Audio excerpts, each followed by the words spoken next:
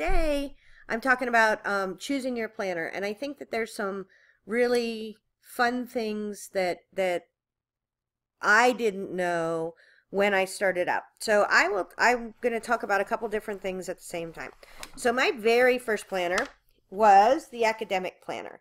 And this is a full-size planner. This is, they're not exactly 8.5 by 11, but they're pretty close. And the thing about these ones is that this is how big Sunday is, Saturday, and then the weekdays are big. So if you're thinking about an academic planner and you don't do a ton on Sundays, like if it's more for a work planner or your teacher, of course, then this is a really good way to go. For me, I love the size of it. I love that you have so much space. But the thing that I don't like about it is that it takes up so much space on your desk.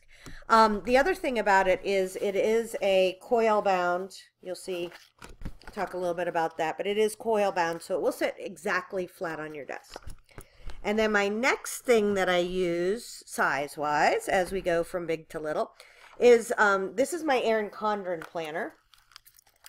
And it is also coil bound. And it's about half the size. I know it's about 8.5, 9. It's wider, a little bit wider than half a piece of paper. And so that is, to me, it's a really nice size. I have a pocketbook that I can fit it in to carry it around with me, where the large one I would need more of a briefcase size. So that is just something to think about, how you're going to be carrying it around. I also have a giant briefcase that I wheel when I go to events, but for day to day, it definitely will fit in a pocketbook. I just have a fossil one. I see some of the ladies have fancier ones. So, and then the last one that I've used is kind of Moleskine planner, Moleskine. That's just blank and open, so you can put your own days in. I have, in the styles of journaling post, I have how you can do very specific bullet journals, things like that, where you are very specific about how you take your notes and how you transfer them and things like that.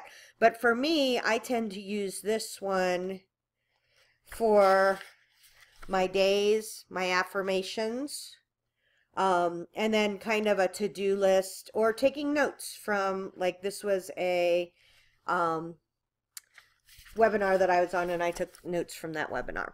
So those are, oh, sorry about that.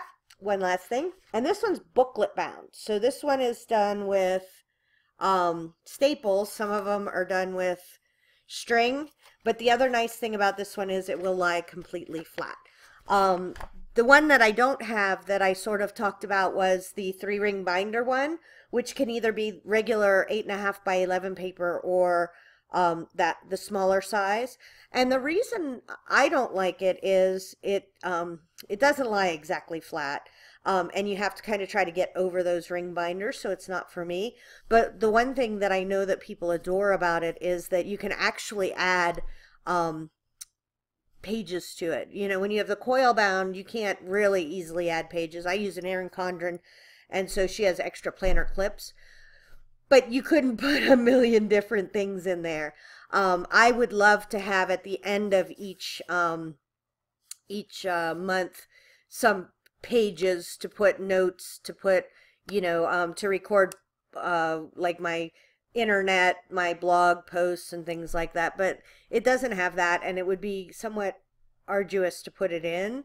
So I think that's one of the reasons why people like so much the spiral bound, because you can get those little pusher things, sorry, I don't know what they're called, and actually make the holes, hole makers maybe. Anyways, hopefully this helps when you're trying to pick them out. There's a million kinds. I would, you know, first off, what I did was, when I was going to go get an expensive one, was I went and got like a $5 or $10 one at Staples, because as we talked a little bit about, you can have up and down columns, you know, with your days recorded up and down, or you can have sideway columns. A lot of times File Effects has sideway columns for the days. I can't do that. Like, I have to have mine up and down. That's how I think, that's how my online planner is, and I try to keep them kind of synced. And so if one was this way or one was this way, it would totally blow my mind. So anyways, hope that helps. Tara Jacobson, Paperly People.